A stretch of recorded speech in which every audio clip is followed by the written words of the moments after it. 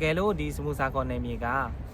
ဘော်တော်ဟာဆိုနဲ့ရထားတယ်ဝက်ပါမစ်တော့မရသေးဘူးဝက်ပါမစ်ထုတ်ချင်တဲ့သူတွေကျွန်တော်ကိုဆက်သွယ်လာလို့ရတယ်ကျွန်တော်ဘာဝန်ဆောင်ကမှမယူဘဲနဲ့တ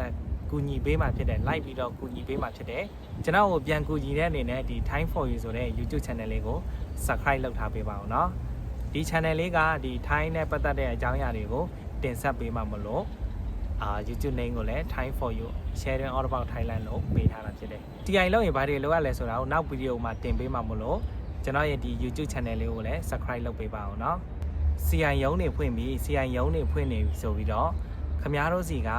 8000 1000 ခွဲတောင်းနေပြီဆိုရင်အဲ့ဒီပွဲစားတွေ agent တွေကိုခမားတို့အိမ်ခေါ်ပြီးတော့ထမင်းဖိတ်ကြွေးလိုက်ပါဘာလို့လဲဆိုရင်သူတို့ကအစိုးရထက်ကိုပိုတိနေလို့ပဲဖြစ်တယ်ကျွန်တော်ပြောမယ်နော် CI ရုံးတွေကမဖွင့်သေးဘူးဗိုက်ရိုက်ထားတဲ့သူတွေ passport မရှိရင် CI ကအရေးကြီးတယ်မှန်တယ်သို့ပေမဲ့ CI တွေကမဖွင့်သေးဘူးเนาะဖွင့်မှာသူရဲ့လုပ်ငန်းစဉ်သဘောတရားရဆိုရင်တော့ဖွင့်မှာ8000ကုန်မယ်1000ကုန်မယ်1000ခွဲကုန်မယ်ဆိုတာကမဟုတ်ဘူးเนาะခင်ဗျားတို့အလိညာထိမှကြောက်လို့ပြောပြပေးတာဖြစ်တယ်လုပ်ငန်းစဉ်ရဲ့သဘောတရားရ CI ရုံးတွေကဖွင့်မှာသို့ပေမဲ့ဘယ်နေ့ဖွင့်မလဲဘယ်မှာဖွင့်မှာလဲဘယ်နှရုံးဖွင့်မှာလဲကုန်ကြစရိတ်ကလည်းဘယ်လောက်ရှိမှာလဲဆိုတာဘယ်သူမှအတိအကျမပြောနိုင်သေးဘူးဘာလို့လဲဆိုတော့အစိုးရကတရားဝင်ထုတ်ပြန်ထားတာမရှိသေးလို့ပဲမနေ့ကကုန်ကြစရိတ်ကိုပြောရမယ်ဆိုရင်တော့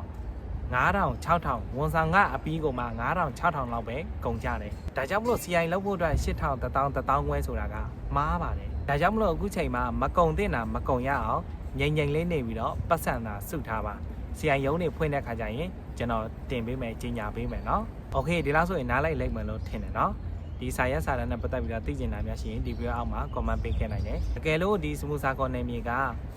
ဘော်တော်ဟာဆိုနဲ့ရထားတယ်ဝက်ပါမစ်တော့မရသေးဘူးဝက်ပါမစ်ထုတ်ချင်တဲ့သူတွေကျွန်တော်ကိုဆက်သွယ်လာလို့ရတယ်ကျွန်တော်ဘာဝန်ဆောင်ကမှမယူဘဲနဲ့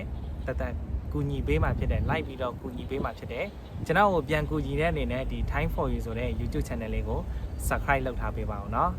ဒီ channel လေးကဒီ Time နဲ့ပတ်သက်တဲ့အကြောင်းအရာတွေကိုတင်ဆက်ပေးမှမလို့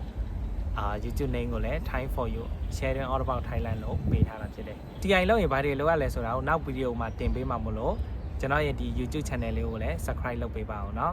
ကျွန်တော်တိုက်ရိုက်ဆက်သွယ်ခြင်းနဲ့ဆိုရင်တော့ Facebook page ဖြစ်တဲ့ဒီ Insider Education ဆိုတဲ့ page မှာ